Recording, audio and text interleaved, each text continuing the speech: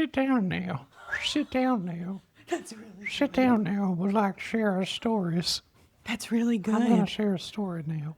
Sit down. That was really good and very Sit creepy. down, baby. Stop it. Welcome to the Dishes Can Wait podcast. Join us at our table for thoughtful, funny conversations that flow so easily you'll forget to check the time. We hope you feel like a welcomed guest in our home, part of a circle of friends who linger after dinner for the stories, the laughter, and the kind of connection that makes the hours slip away unnoticed. Because the dishes can wait, but good conversation can't. I have notes today. Okay. Look at me. I have like stuff in front of me today. Cool.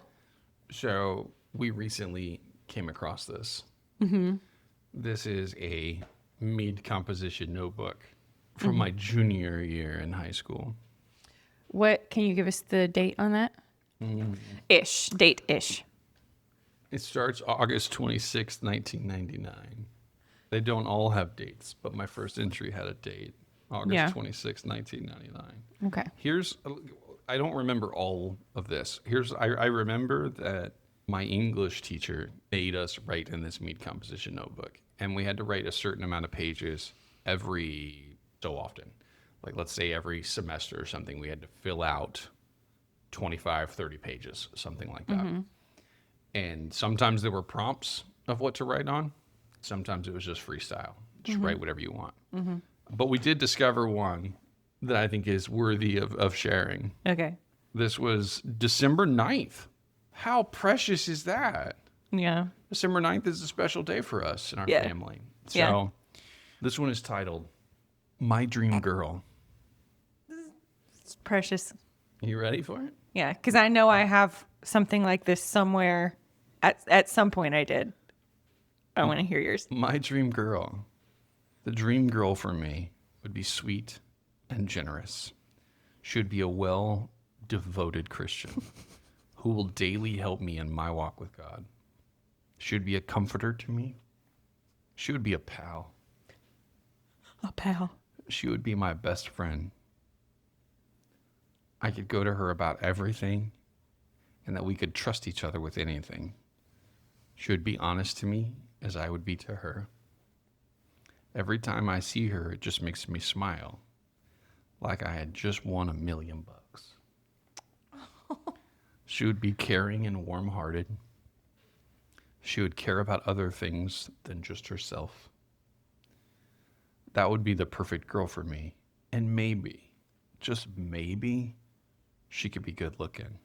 But that, my friends, is the least of my worries. Oh. That's just a bonus. Do you feel like you manifested that? I feel like I did. I feel like I did manifest That's really that. sweet. That feels like spot on. I'm so endeared to your, Because even the beginning 15, 16-year-old self? Yeah, even the beginning. Yeah, I was 15. Yeah. Even the beginning of this was you, and you still are a lot of those things. Like, you still are comforting. I mean, you don't help me with my walk with the Lord anymore. Just kidding. Well, just trade like the Lord for But walk just with like life a spiritual, and a healthier version. like a higher kind of like The rest soulful of that, correct. connection. You still lean into that for sure. And that's really sweet. yeah, man, this very easily could be written Hannah. That's so Right? sweet. But that's my dream girl. So thanks for helping my dreams come true. Oh my gosh, you are so precious. You're a pal. I'm a pal. You know, you're a pal. I'm a pal. Like, but don't you see how, like, even at 15 years old, like, right, when hormones are raging, that what I desperately wanted in a partner was a best friend. Oh, yeah. Which is kind of unique It is unique. for boys that age. For boys that age. That is correct. Like, I just want a bestie. Yeah, locker room talk. And at the very end, I go, but that, my friends, that would be just a bonus. It's just good looking. Which honestly, just let's so go. Sweet. Even go back to our relationship, how we got started in our relationship. We were best friends. But then, if you recall, we'd already been dating a little while, like a couple of months. And one day I said, "Oh my gosh, you're beautiful." Like, it was like I hadn't processed how gorgeous you were, because the best friend is the thing that mattered the most. Yeah. And so, like, even that lined up. Like, the gorgeous looking, beautiful person physically was a bonus. It was the same for me. Like, for me, it was always about the connection before it was about a visual. And I felt Which I'm thankful for that. like, oh, stop it. And I felt like, I don't know. I've always been like that my whole life. I'm like, it's more important to me, like the meat of something rather than the packaging. Sorry, that sounded so terrible. That did not sound good. The meat matters more than the packaging package. is wonderful and handsome and adorable. It also kind of sounds sexual. And the meat.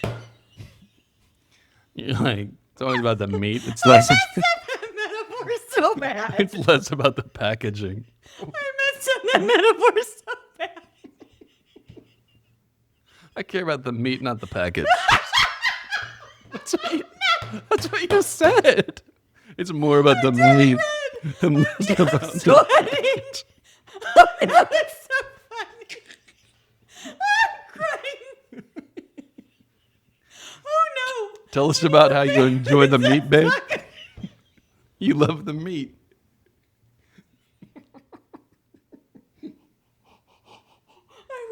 I'm sweating. I'm sweating. I'm going to keep that in because that was just too good. That was too good. Okay. Oh, I got to recover. Okay. I'll put my meat composition in the notebook up. Your meat composition? Wow. You didn't recover, Mom. No. My meat composition. I'll put my mead composition notebook up.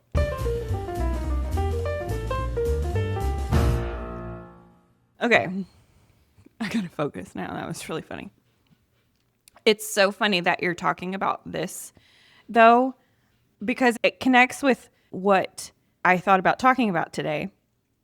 And I didn't realize that until you started talking and reading that about how there's maybe a version of, okay, I'm trying to articulate some big concepts and thoughts. Okay, so we talked about how Interstellar, I love the movie Interstellar, right? And that's all about, well, this is a super basic. All right. This is a super basic explanation of it, but how, Spoiler alerts. right, spoiler alerts. There's a future version of ourselves and how we exist in different timelines and dimensions. You got to watch the movie. It's so good. And so for me, part of my reconstruction with spirituality after leaving Christianity is this concept of the different parts of ourselves. So like my inner child, my inner teen, that's one aspect of it. But also the different versions of us that are in a different point of the timeline of our life, right? So part of my framework now that I have for some sort of spiritual practice or mindset is that I am constantly in collaboration with a future version of myself. Like I feel... Y'all are in it together. Yeah. Like those little nudges from my intuition are little like notes that my future self is sliding me to tell me like, hey, maybe you could go down this path that will at some point end us up where we're meant to be. And of course there's, different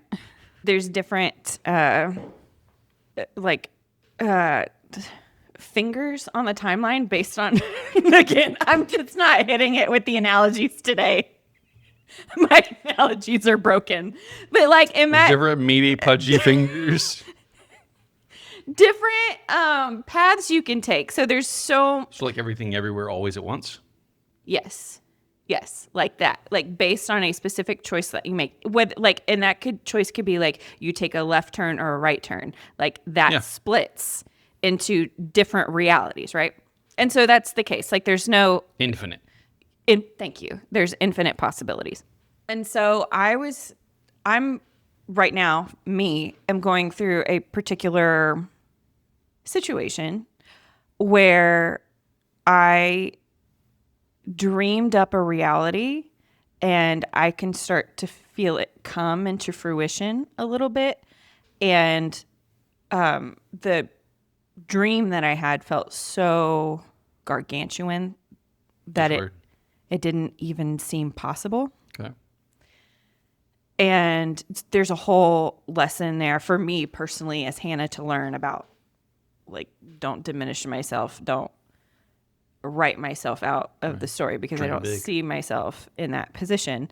So that's a lesson for me right now. But that's part of what you were doing here. Like, it feels like a future version of you was whispering to the younger version of you to be like, this is what I want in a partner. Mm-hmm. And we can say, yeah, you manifested that, but also there was something that you in 1999 was in tune with the expanse of your life and like a Right. future version of you. I feel like life gives us, or we build evidence over the course of our lives for things like this. So I was realizing this actually just today about something that happened, it's like 2017, 2018. And what led us to like this physical place in our life, like moving, because we grew up on Different part one of town. side of town, and we decided to move to a completely different part of town for really no reason. But I was thinking about it, and there was a little bit of a reason besides there's more trees in this area of town, and we just really wanted to be around trees. And but there was a particular organization I wanted to work for. And in my daydreaming, I would imagine working there. Mm-hmm. But there were no positions open. Right. And there was nothing on the horizon that there would be a position open there. But then one day, a position opened. And it felt miraculous because it's very tight-knit. Yeah, it just didn't happen. Right. A position opened. And I was like, this must be for me because I was dreaming about it. And so we had already been talking about moving to this area, and that organization is close to this area. And I was like, well, it's just meant to be. We're already talking about moving up here. If we move up here, I get this job. It's like a short commute. Right. Everything felt like it was falling into place. And then I didn't get that job. I applied. I didn't get it. And I was heartbroken. And I felt like, oh my gosh, everything was going according to plan. And all the signs pointed to this, for this dream to be fulfilled. And it didn't.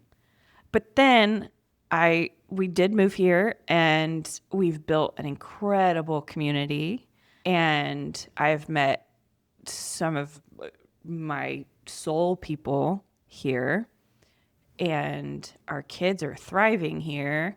And it's like without that impetus, we might have stayed in the maybe we will, maybe we won't. And also thinking about if I had gotten that job at that organization, going through what I've been through over the last several years, it would have been harder for me to follow the path that has led me up to this point. Right. And to be my most true, authentic self. There would have been more to lose. Mm. So it's like just thinking about life in those regards of like, I had a lesson to learn there. And there's a situation that's happening at this exact moment that feels identical to that situation.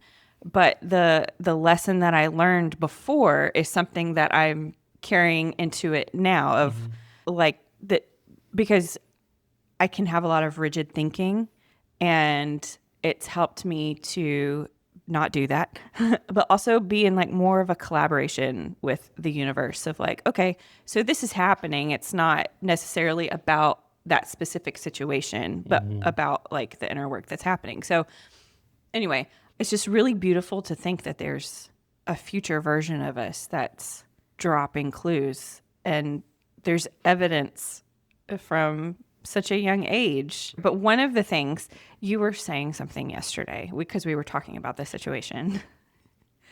And I was like, this would be a great thing to talk about on the podcast. Well, hold on. Before we go there, is it okay if we go backwards for a second? Yeah, please. Sure.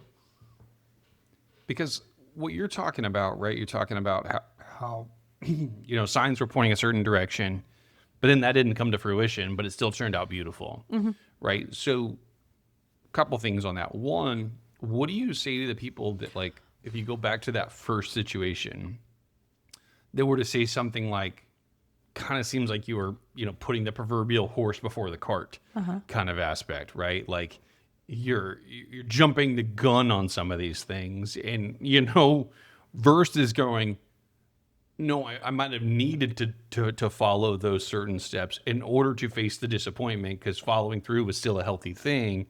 Like, how do you contrast the difference between those? Because some people would say that's ridiculous what you did. Some people will say, okay, maybe the long-term goal didn't work out, or the short-term goal didn't work out, but there was something better in the future, which is what you're talking about. Short version thing didn't happen, but it turned beautiful in the end. First of all, I want to acknowledge that the second one could sound like spiritual bypassing, and it was ugly. Yeah.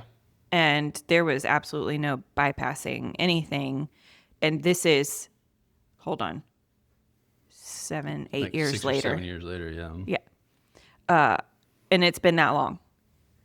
And so I needed some space between when the event happened up to this point where I'm talking about it. And now you can look back and go. And realize that. But we're human. And Right, it's not like in the middle of that thing falling apart, you're like, wow, Absolutely I'm so not. thankful for this. Absolutely not. I was devastated. Right. And I was angry. And I was confused of like, everything pointed to this. And then I was like, well, what did I do wrong? Right. Whether it was relationally or universally, what did I do wrong that I messed this up? Which that's a normal kind of thought pattern, right? Because what we do when there's like unexpected loss is we tend to blame ourselves, because then we have some sort of control, right? 'Cause Exactly. I can change me. I can't change the universe. I can't change this organization. I can't change other people. So if it's my fault, then I can work on me and I can do something. It gives Exactly. us hope, but at the same time, that also gives us the idea that everything resides on us. Yeah, and it can be very unhealthy, because then Yeah. you're in a perpetual state of low self-esteem, a low value on you don't see your worth. You're constantly like doing shadow work, and we're not meant to live in the shadow our entire life. We're meant to live in the light. And That's what the kids say. Slay queen. And so it's in our best interest to process the grief and the loss, and then to process once we have perspective. Right, and you can't process the grief and loss if it's all on you. Right. Yeah. And so what was the first one? What was the first, your left hand? Cart before the horse. Oh, cart before the horse. I mean, some people are going to think you're loony, Right. and that's okay.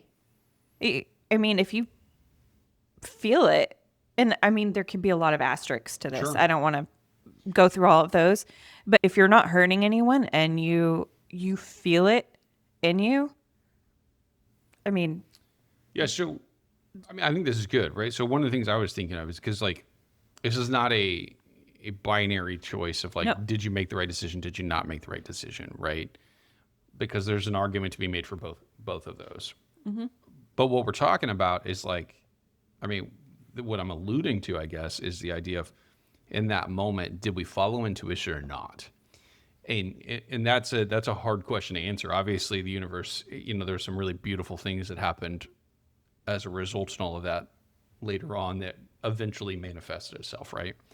But when we go to this idea of intuition, which I think is kind of what you're talking about, even with this second opportunity, right? Are we led by peace? Or are we led by anxiety or fear, right? Like, we want to be led by peace, that this is a consistent thing as opposed to trying to prove self, trying to, feeling anxious, feeling afraid, feeling scared. If that's the motivation, then that's not typically intuition. It's the difference between intuition and fear or anxiety is your intuition is leading you with peace. Right. Even if it doesn't go well. Even if you're like anxious about normal things to be anxious about, like I could get a really incredible performing opportunity or writing opportunity, and I can be led by peace while also feeling the nerves Sure. about performing or wanting to do my best. Like, that's normal, but it's the overall, like, this feels right in my gut, that I'm meant to do this, and I'm meant to move through and work through the nerves of doing that. I was talking to you yesterday about this opportunity and my feelings around it, and it does feel right in my gut. Like, it feels like the path I'm meant to follow, especially because I dreamed it up in my imagination, and then it's came into reality, which just blows my mind. But there are self-sabotage patterns and a habit of self-selecting myself out of it because I don't feel like I'm qualified. Right. And we can self-sabotage because it's easier to go into old habits. It feels safer. It is safer. It doesn't feel safer. It is safer than to move forward into a sense of safety, because at that point it doesn't feel safe. So you have to move through this blizzard of uncomfortability to get to a point. And it's so much more layered than that. There's so many more emotions and real life circumstances that play into it. But go ahead. Well, I was just going to say, like, yes, right. For sure, it is safer to not walk into whatever that is, whether that's an identity, that's a calling, that's a job, that's a relationship. It is safer to go back into your little thing because then you're not risking anything, right? Yeah. Where I was going with this also, though, is like your situation that you're talking about, like, you dreamt it up and then had 48 million things validating that, which, some people in the spiritual world would say, like, this is God making a way for these sort of things, or the universe is saying, this is very clear. So where I think is happening on these is, we would say the universe, but like the universe is helping you go, yes, I know this is going to be uncomfortable, but we're also giving you permission to do that. I don't know if we're always going to have 48 million things, right? But as we're taking those first couple steps, it sure feels good to have some peace about, okay, this is scary, but I'm going to take a step. We might not always have 48 million things affirming something, right? And so some of that is going, okay, I felt this in my gut, felt this in my intuition, doors opened up, and so therefore my intuition was correct. So some of that later on is going to be like, I'm feeling this intuition. What if doors don't open up? My intuition was still correct. Right. And I think the lesson to be learned from before as well is that it's not necessarily about that specific opportunity. Right. It's like I was saying with the fingers. Right. That there are many paths that could happen. Right. Like, you could not get it, but you meet someone that's important for this next phase. You could. True. There are so many possibilities, and it's about not getting focused on this being the specific reason. For sure. I think what I'm trying to say, though, is like, this time you dreamt up a door, right? And then 12 doors opened up. Sometimes I think you might have to pull the door open. Yeah. Right. That's what I mean. Like, as you're stepping into, and that's us in general, right? Like, as we're changing patterns, I think it sure feels good when the universe opens a door up for you. Yeah. But I don't know if the universe is always going to open the door up. Sometimes the door just might be there and we actually might have to pull it open ourselves. Yeah. It's about vulnerability 100%. and risking that level of vulnerability. Correct, right? So when we protect ourselves, like, and this is in all things. This is in career. This is in relationships. This is in Yeah. faith. Any sort of thing. Like when you don't express yourself, when you don't open yourself up, the potential for pain is much lower because you're not exposing that part of yourself. Yeah. But as you give yourself an opportunity to be known, to be seen, to be vulnerable, then you have two possibilities there. You have one that it is met. And maybe that's the universe aspect. In relationships, that's going to require, like if I am vulnerable with you, there's two opportunities there, right? You have option one, which is the one I prefer, is that you meet me there. You meet me with that vulnerability. You provide a sense of safety. You go there with me. You have option two where you don't, right? Where I'm either left alone, I'm left naked, I'm left exposed, maybe even ridicule me, shame me for it. And so, but again, if I'm not vulnerable, then that can't happen. Right. Right. So the only way in order to get the depth of intimacy and the depth of what we desire and want is to risk it going terribly wrong. Right. No wonder we hide safety. Right? Like I said earlier that you said it feels safe, and I said it doesn't feel safe. It does feel safe, but it also is safe, right? So it is a feeling, Yeah. but also it is safe to protect ourselves. Yeah. But it also can be isolating and lonely. You said something a minute ago about how one choice, like making the choice, can be painful. I also think not making the choice can be painful in its own way. I think we see safety as not painful, but it has its own form of pain in its own way. In any aspect, relationships, career, whatever, we're going to be faced with some sort of challenge, either direction. And so it's like, which one do you want to choose? Sure. Well, yeah. So let's give an example, right? So let's pretend a job opportunity pops up, right? So if I apply for said job, then I could get job or I could get rejected, right? The key word there is rejected. Now, is the ultimate turn is I'm not going to get that job if I don't apply for it, right? Yeah. But if I don't apply for it, I still don't get the job, which is painful. Yeah. But the reason I said it feels safer is because I'm not rejected then. Right. I still didn't get the job, so I still didn't get what I want. And so it's still loss and suffer, but I didn't confront a vulnerability that I might be rejected. And so it feels safer to hide that and go, I'd rather not be rejected. I'd rather just like write this opportunity off. I wasn't going to get this job anyway. I'm not even going to apply. Yeah. And so there's definitely loss and pain with that. It's riskier Yeah. because who wants to get their deepest, darkest fears and insecurities validated? But they will. Right. Like, Yeah. even like in our interpersonal relationship, you and I validate our own insecurities all the time. Now, thankfully, we have so much equity that the equity is more than that. Yeah. But when you do deep relationship with it, my deepest wounds you're going to step on sometimes. Yeah.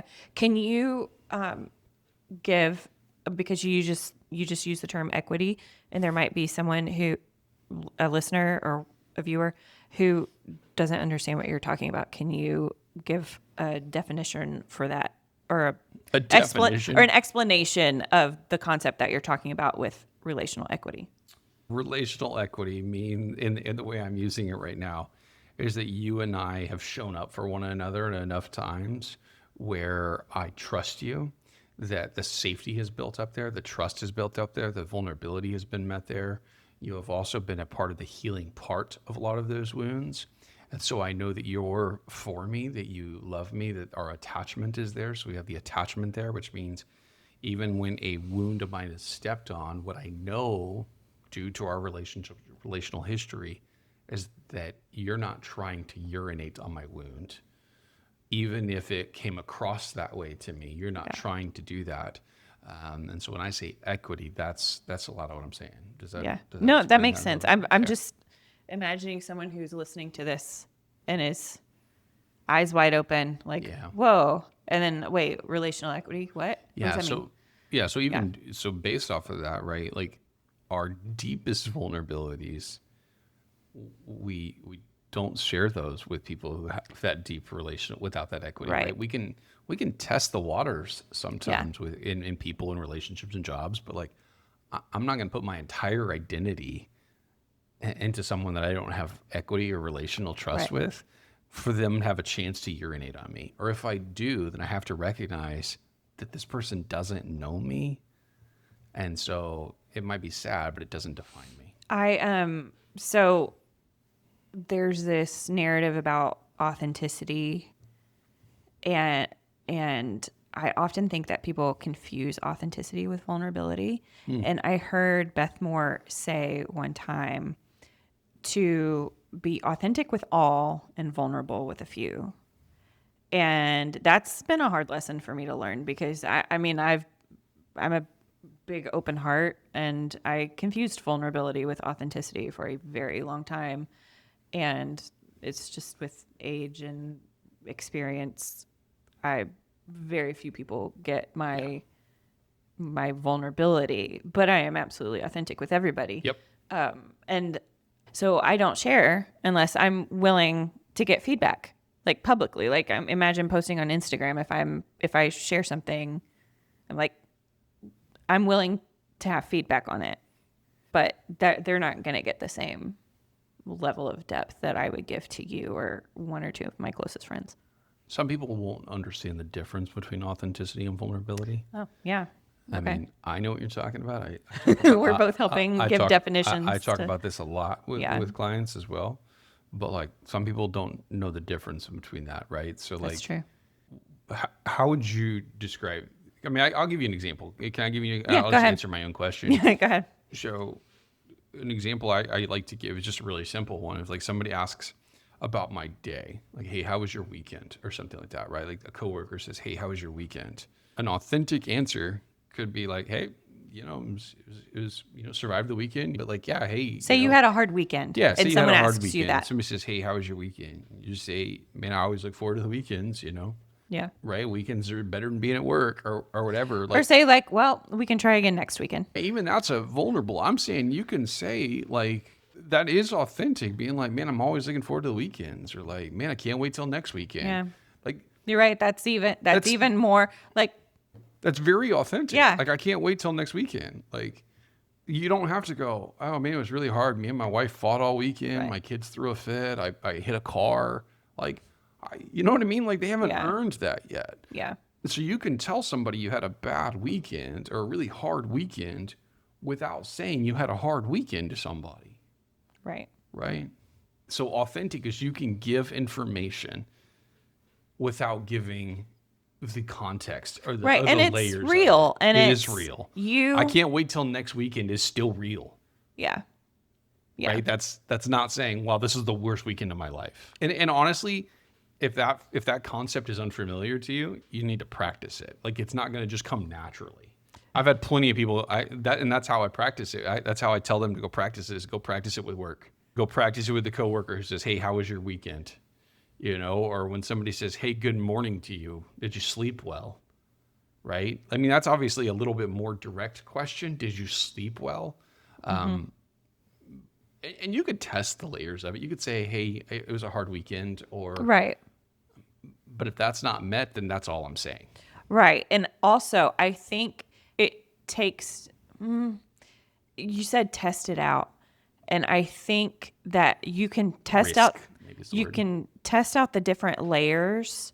And it's not just about the external world of it, but also the internal world of like, say you do test it out and maybe it doesn't go as well as you wanted.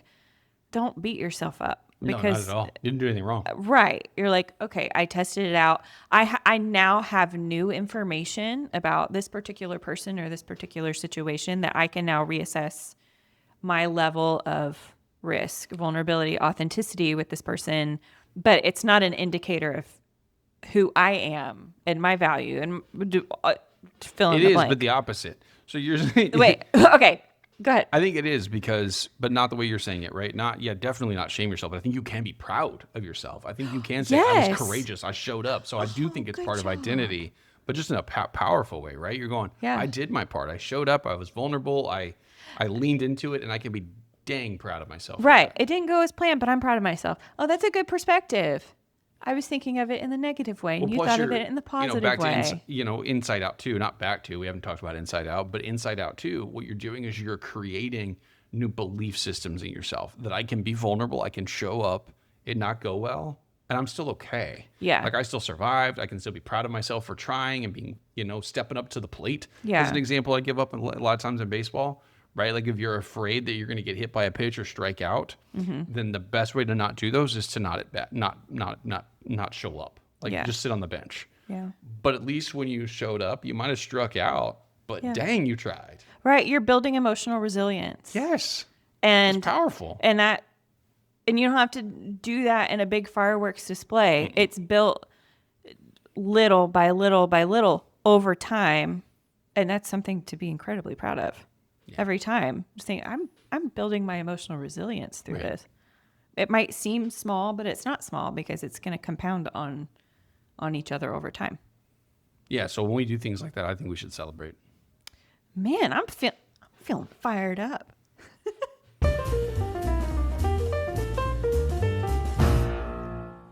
Okay, so I want to do a quick follow-up. Oh, I thought you were going to be like a rapid fire, question. Oh, answer. that I'm would like, be let's fun. go. I don't have that. Purple or green? Green. You did it. I did. You said, see, you just told yourself you couldn't, and then you did.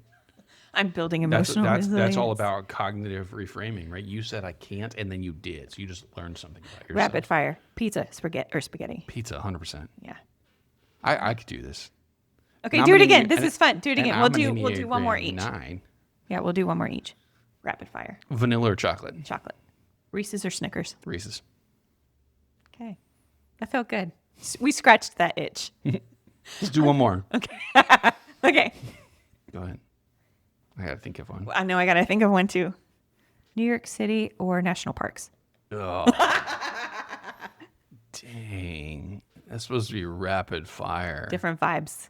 Totally different fire. I'm gonna have to say national parks. Yeah. It's more peaceful and serene. Yeah, I'm gonna say national parks. But we love some New York City. New York City. You remember those commercials? I do. New York City or London?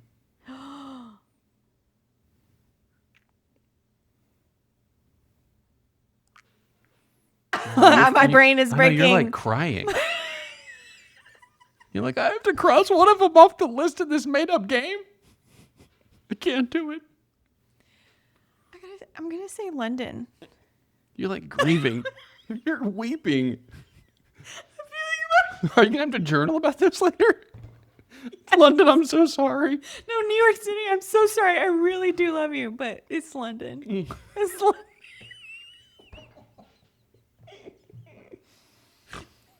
No reason for me to cry right now.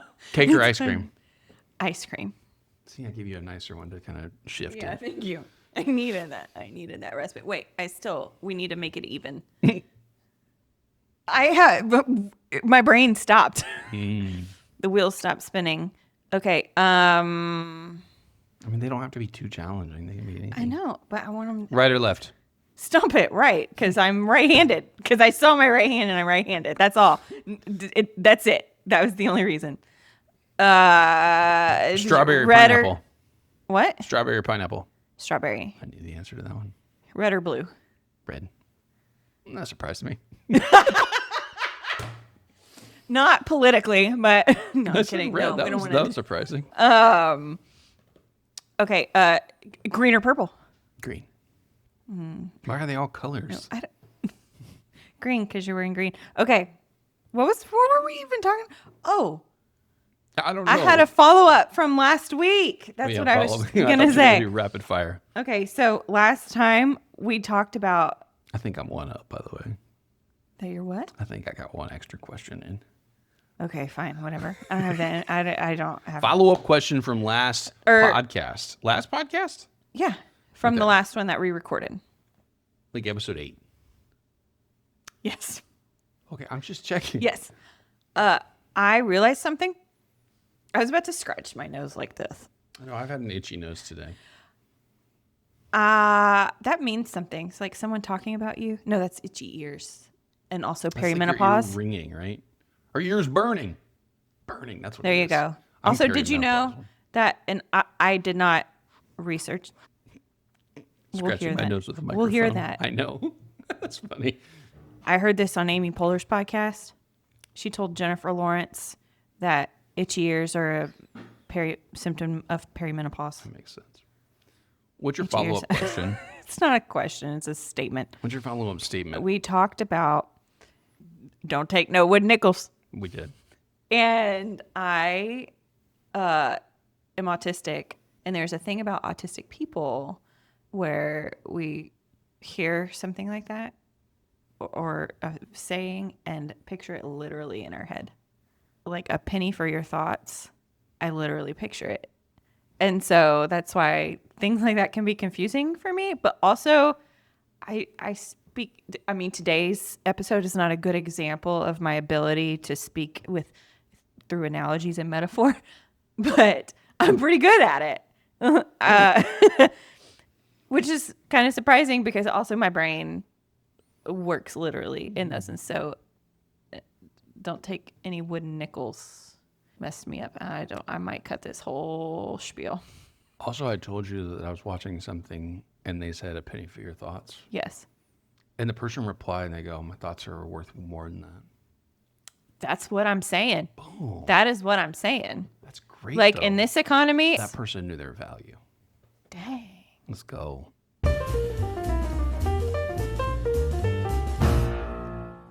It's time for a question from the sack of something.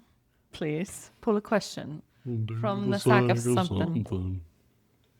What is the question from the sack of something? It's upside down. Sack of something. Do you believe everyone has a calling? If so, do you think I've found mine? Okay. I think, this is fun. I do think that people are drawn to things in life. And for me, in my framework, that is part of like our soul, like the things that make our soul come alive in this meat suit. And so Back to meat. right. And so You did say you love the meat. this is a thing now. Okay. And so it's the same reason that, like, for example, I follow this person on Instagram and she is super into city infrastructure. And I love that for her. And it is interesting to me, but I am not the kind of passionate about it that she is. But I don't know if she would be as passionate about musicals and theater as I am, because there's just something in us. And I would call that a calling, and that we are contributing to the world in a way when we are pursuing that calling. And I also want to distinguish the difference between a calling and a job. Yeah. That your calling isn't always going to be something that you're paid for. True that. And so there's a differentiation to be made there. Do I think that you have found your calling? 100%. I think that you becoming a therapist and being a therapist, you are... And a podcaster. And a podcaster. Yes. I mean, just look back on this episode that we're recording. Like, that's going to speak to people, the things that you said. And it's in a wider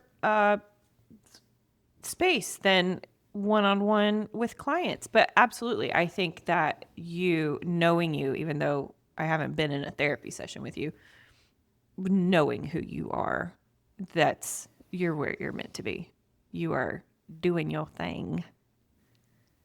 And it happens to also be your job. But I also think that you were doing the same thing that you do as a therapist when you were a barista and when you were a teller and a banker. What about a banker? Yeah.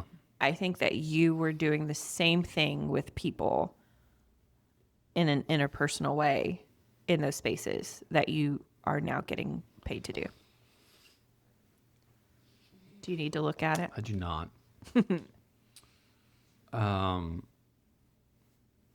Thank you for saying those things.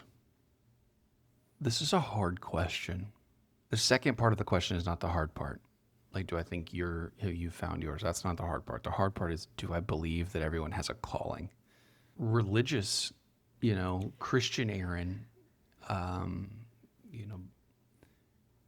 that word is a hard word for me. So where I'm going to say now is no. Oh, okay. But I want to change the word. Okay, because calling, I have had to reframe that word. So I'm feeling you. I do think that everybody has the idea of being whole. So I want to use the word whole, like being a whole, like a wholeness. I'm getting emotional. I don't know why. So the idea of being like fulfilling your wholeness of who your authentic self is, that I think everybody does have. But what does it look like as far as like, you tied in the job piece of that, like, does that have to be in therapy world for me? No. Right? As long as I am coming to wholeness and to fruition of who I am, then I think what that looks like, going back to what we've talked about, the many different paths, I think there could have been a lot of different paths that would have brought me just as much fulfillment and joy as long as I wasn't stifling and shutting down the parts of who I am. And so I get the idea of it. Some people even want to use the word purpose. Like, does everybody have purpose? Yes, 100% everybody has purpose. But then I said not everybody has a calling, right? Like, because I don't like the word calling. Yeah, like I it was is. called to ministry. Like it was this idea of like this higher power calling you to something. I like the idea of instead saying like our higher self is calling us to something.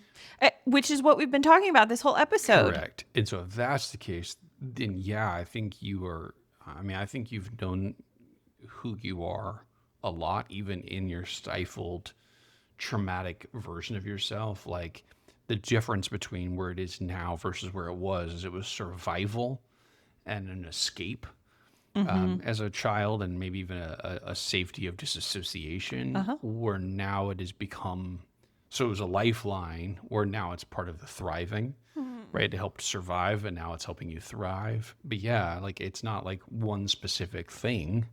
It is all of that incorporated. That is you operating into the higher version of yourself. So. That's really sweet. And I'm emotional. Thank you. Thanks for being a witness to all of that. Because we've got 20 years of equity together. And you've been along for a ride. So it's a beautiful thing to have a witness. Thanks for doing this podcast with me. Thanks for doing it with me. Thanks for listening. Do you have follow-up questions for them? I like giving them like a little follow-up. So listeners, viewers, do you believe everyone has a calling? And if so, do you think that you have found yours? So you can head to our Substack for this episode and feel free to answer that question if you feel led. And we are so grateful that you have listened and joined us, or watched and joined us today. We'll see you next time on the Dishes Can Wait podcast. Bye. Thank you so much for being here and listening. If you enjoyed this conversation, follow the show and subscribe on YouTube, Apple Podcasts, or Spotify so you never miss an episode. You can also join the conversation and subscribe to our Substack, or follow us on social media. You can find all those links and everything we're up to at thedishescanwait.com. We'll see you next time on the Dishes Can Wait podcast.